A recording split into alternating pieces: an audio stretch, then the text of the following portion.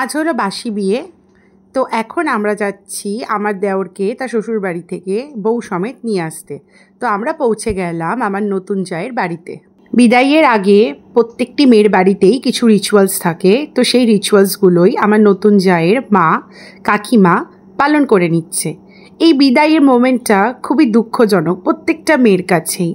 ভেতরটা খুব বেদনাদায়ক হয়ে ওঠে। যেমন এই ভিডিওটা ভয়েস দিতে গিয়ে আমার গলায় শুকিয়ে আসছে, নিজের মায়ের কথা খুব বেশি করে মনে পড়ে যাচ্ছে। আমার নতুন যা পারমিতার বাড়ির নিয়ম, মেয়ে জামাই যখন শ্বশুর বাড়ির দিকে যাবে তখন ওদের গাড়িতে খই ছেটানো হবে। নতুন বউ আর ছেলেকে নিয়ে চলে এলাম আমরা বাড়িতে। এবার ছেলের বাড়ির কিছু রিচুয়ালস থাকে, সেগুলো আমরা পালন করব।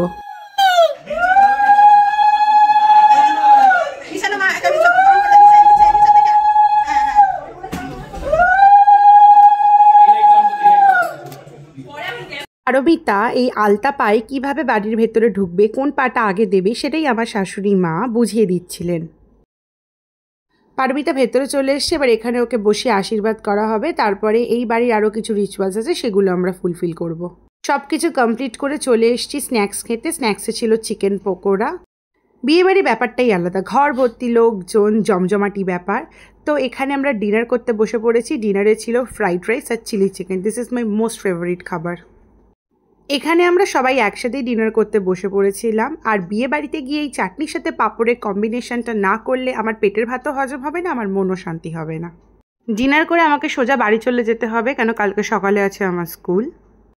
আমরা আমাদের এখানে খাবারটা কমপ্লিট করে ফেললাম। তার মধ্যে পারমিতাও খেতে বসে পড়েছিল। পারমিতার খাবারটা বানিয়ে এনেছিল আমার আরেক যা সুস্মিতা।